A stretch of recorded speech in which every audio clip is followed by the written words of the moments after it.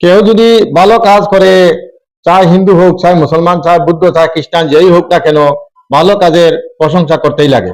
হাইলাকান্দি সমষ্টির বিধায়ক ডক্টর মিলন দাসে একটা গুরুত্বপূর্ণ কাজ করছেন বা গুরুত্বপূর্ণ সিদ্ধান্ত লইছেন। তাই হাইলাকান্দি সমষ্টির বিধায়ক ডক্টর মিলন দাসে একটা কাজ করছেন, একটা নাগরিক সভা করছেন হাইলাকান্দির সার্কিট হাউসের মধ্যে। অত্যন্ত গুরুত্বপূর্ণ সভা করছেন। এই সভার মধ্যে বিশিষ্ট মানুষ সকল, বুদ্ধিজীবী সকল, নাগরিক সব আইয়া যার যারি মত বিনিময় করছেন।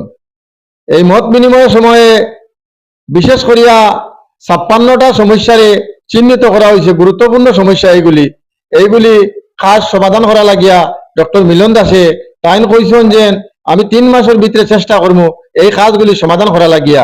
আর যদি আমি 3 মাস পরে আবার আরেকটা নাগরিক সভা আমি ডাকিমু, এই সভার মধ্যে যে কাজগুলি করা হয়েছে না, কিরকম করা হইতো সিদ্ধান্ত করিয়া এই কাজগুলি করা হইব। যে কাজগুলি ডক্টর মিলন দাসে করিয়া যাইতিরা, অত্যন্ত ভালো কাজ করিয়া যাইতিরা, তাই খুব সুন্দর গুরুত্বপূর্ণ সিদ্ধান্ত লইছেন যে জনসাধারণ লইয়া সিদ্ধান্ত লইয়া কাজ করা, খুব সুন্দর সিদ্ধান্ত লইছেন। তাই আর তাই এই সভার মধ্যে কি বক্তব্যটা দিছেন আপনারা শুনুন ডক্টর মিলন দাসের বক্তব্যগুলা।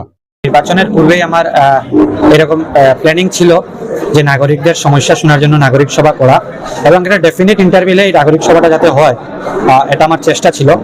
যে নির্বাচনে জয়ী হওয়ার পর প্রথমবার হাইলাকান্দি শহরে বিশিষ্ট জনদের নাগরিক সভা করলাম, এবং এখানে অনেক সমস্যার কথা ওনারা তুলে ধরেছেন, এবং তার সাথে সাথে অনেকটা সমস্যার সমাধানও বলে দিয়েছেন। আমরা প্রায় 56টা সমস্যা এখানে প্রায় লিস্টেড করেছি। আগামী দিনে এই সমস্যাগুলোর উপর কাজ করব, এবং এজ এ হোল শুধু যেন একজন বিধায়ক হিসাবে কাজ করবো এরকম নয়। আজকের দিনে নাগরিক সভায় আমি যে পরিবেশ দেখলাম, আমার মনে হলো যে শহরের সবাই আমার পরিবারের সদস্য, এবং আমরা শহরের সবাই, পরিবারের সবাই মিলে হাইলাকান্দি শহর এবং তার সাথে সাথে হাইলাকান্দি বিধানসভা যে জ্বলন্ত সমস্যা আছে সেই সমস্যাগুলোর সমাধানে আমরা কাজ করবো। এবং আজকের নাগরিক সভা খুব বেশি ফলপ্রসূ ছিল, কারণ সবাই খুব পজিটিভলি কথাবার্তা বলেছেন, এবং পজিটিভলি অনেকগুলা সমস্যা বলেছে, সমস্যার সমাধানও বলেছেন। আমি আগামী 3 মাসের ভিতরে যে সমস্যাগুলো তুলে তুলেছেন এগুলোর উপর কাজ করব, এবং 3 মাস পর আরো একবার নাগরিকদের সাথে মিলিত হব, কি কাজ আমরা করলাম, কতটুকু সমাধান আমরা করতে পারলাম, এবং যেগুলো সমস্যার সমাধান হয়নি এইগুলো নিয়ে আমাদের আগামী কি প্ল্যানিং রয়েছে সেইগুলো বিষয়ে আমি নিশ্চিত রূপে ওনাদেরকে অবগত করাবো। কোর্সের ক্ষেত্রে আপনারা জানেন ডিএসএ তে ইমিডিয়েট আমাদের টেন্ডার হবে ডিএসএ এর উন্নতি প্রকল্পের জন্য আমাদের।